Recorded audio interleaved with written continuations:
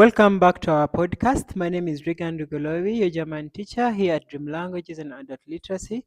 In our previous video, we just saw how to write emails in German that are sufficient for you to pass the A1 exam. Today, I want to talk about an important topic, which is verb positioning. This is a major problem not only for A1 learners, but also A2 and B1, actually some B2 as well. Verb positioning. Now, to understand verb positioning, I'm going to combine this also with the other theme that I talked about in our 10 themes that we have to cover in this video, which is conjugation. So allow me to briefly first talk about conjugation, and then I tell you about the verb positioning. So here is the conjugation. Now, conjugation simply means the proper way of using a verb. Like, a verb in its natural state is called, it's called in German now, it's called an infinitive, yeah? Der infinitive, like the verb in its natural state. That means it's not conjugated. It has not been manipulated in any way. For example, what is the verb for eating? That is essen. So essen means to eat. Essen, to eat. Okay. Then the verb for coming, so to come, that is kommen. Kommen means to come. Then you have gehen. This means to go. You have verbs like, for example, schreiben, which means to write, and so on. So when you look closely, you're going to realize that most German verbs end with en. Please mark my words. Most German words end with en.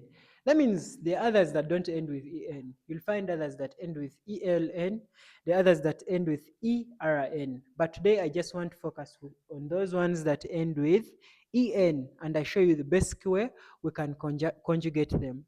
And also, it is impossible to talk about conjugation without talking about personal pronouns. Yeah. Now, this is the grammar that disturbs most of you, because even your English, some of you you find it hard to explain the differences between what a noun is, what a pronoun is, what a verb is, what a noun is, and stuff like that. So you need to understand personal pronoun. What is this?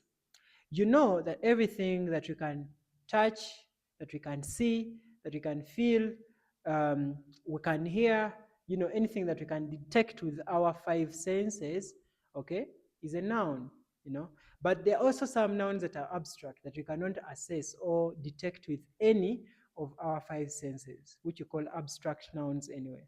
But for beginners, you need to know that a noun can be detected with any of your five senses. So you can see a noun with your eyes. You can touch a noun, You can feel a noun. You can taste a noun, You can smell a noun. So things like anything you see around you is a noun, okay? Even light is a noun. Anything you can hear, sound, music, what? All those are nouns. Why is it important to know this? Because in your functional writing, I forgot to mention that we assess the way you write your nouns. In German, we have a rule. Nouns are written with capital letters. But today I don't want to go there. I want to focus on conjugation. And now, why is it important that I'm bringing this topic, the noun in between?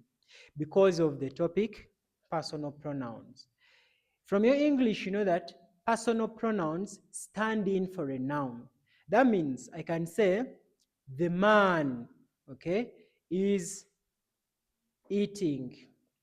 And in another sentence, I say, he is very hungry.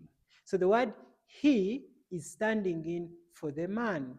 So here you're going to realize that man is the noun, but he is the pronoun.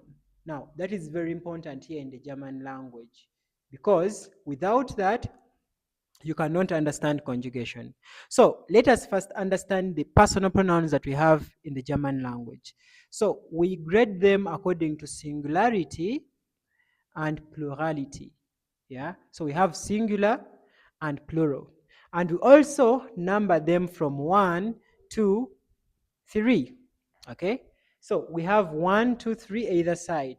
Okay, so we have singular and we have plural. That means we have personal pronoun singular and personal pronoun plural.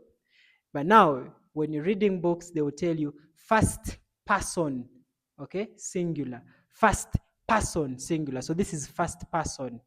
The first person is ish, which in English you say I. So first person singular, that is ish. Okay. Second person singular, we have two of them. We have do and we have z. Now do is informal, z is formal. I don't want to explain deeply these things because I simply just want to talk about exam preparation. But this one, I assume you covered them in your class tutorials already. So do and z, they both stand for one thing, which is you. But do is informal and z is formal. These two things are very important for you to identify.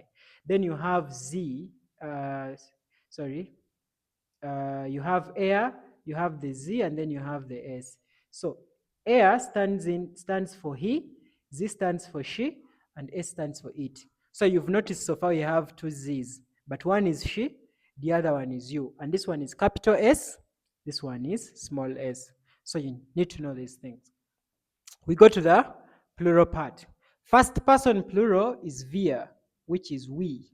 And then second person plural, again we have ear and we have z, also capital Z. That means this one stands in for you. That means in German, when you want to say you can say du if you're talking to one person, but in an informal way, like your friend, you say du. But to your superior, you say z. But if you're talking to more than one person, and these are probably your friends, you'll say ear. But when you're talking to more than one person, and probably their superiors, you'll say z. That means z cuts across. It works for singular and it works for plural. But if you informal, you say do for singular and you say ear for plural. They all mean you anyway, but you cannot switch them. Yeah. Then we have Z, another Z, which is like this one, she, but for it, it's not she. It stands for they. Now, I hope I'm not confusing anyone. We have three Z's. We have the Z, which means you. It is a formal you, which means you can use it for singular and you can use it for plural. Then we have Z, which means she, and we have Z, which means they. Okay? Then we also have, I should say, we have three U's. We have do, which is singular and informal. We have Z, which can be used for singular and plural, it is formal. And then we have ear, which is informal and is for plural. So I hope you've understood that. Now, we go to conjugation.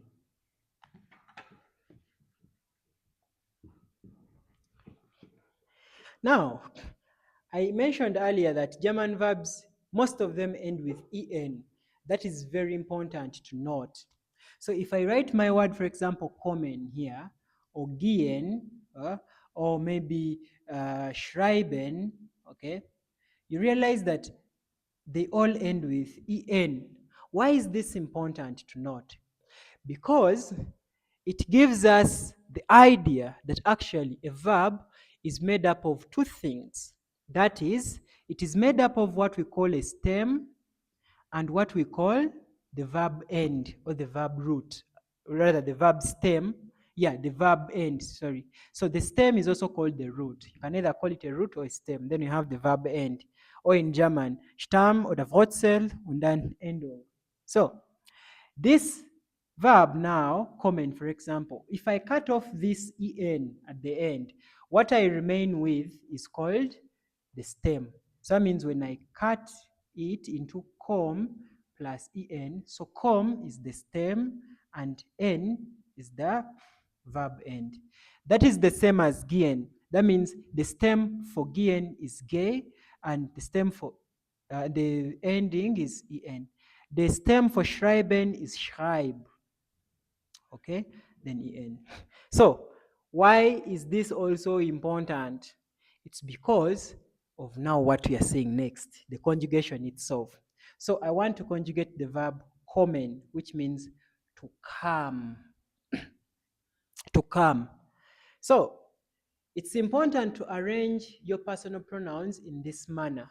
You write first person singular, second person singular, but the informal one, third person singular, okay?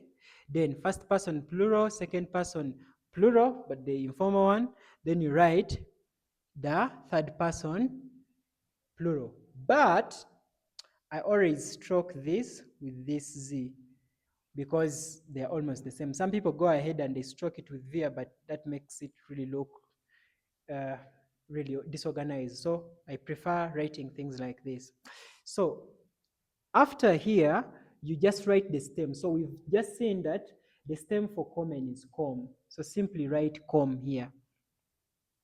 You write com, you write com everywhere here, okay? Now, after that, you simply follow this rule, which is est 10-10. Est 10-10, that is the rule. Est 10-10. Est 10-10. That is the rule. Once you have that, you know how to conjugate. So what do you have? That means ich komme. That means what you have is like, so whenever you say ich, you have to say ich komme. Okay? If you want to say du, it means du kommst. Okay? Er, sie, es kommt. Okay? Wir kommen. Ihr kommt. And then sie kommen. Now, you see this is very important for you to know.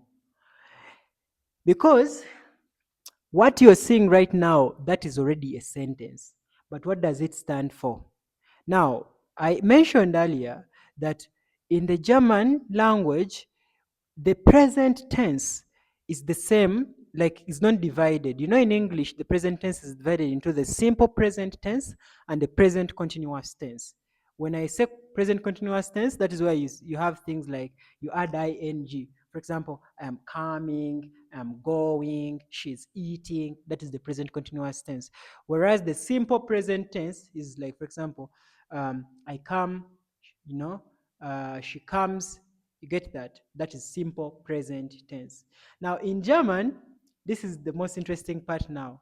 The simple present tense and the present continuous tense are one. They are both called das Präsens. Das Präsens, which means when I say ich komme, that statement alone means two things. It either means I come or it means I am coming. Now, most of you who make mistakes like ich bin kommen, when you want to say I'm coming, just because you know that am, you conjugate the verb sein and you say ich bin, which means I am, then you put kommen, you're wrong. You have to master the idea that when you say ich komme, it means I come, it also means I am coming. When I say du kommst, it means you come, it also means you are coming. When I say er, sie, es kommt, it means he, she, it comes, or it also means he, she, it is coming. Or wir kommen means we come or we are coming, and so on. You get that? Now, this is conjugating. Now, I hope you've understood this idea. If you've understood, please conjugate for me gehen and schreiben in our comment section. Okay? The next, if you conjugate them well, yeah, there's a prize for you. I don't know what it is yet, but yeah, there is one for you. Now I was talking about verb positioning. Verb positioning. Why is this important?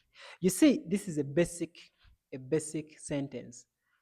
I don't want to get into the accusative, the dative, which most of you feel like they are hard, but I have a special video for that. I will tell you what it looks like.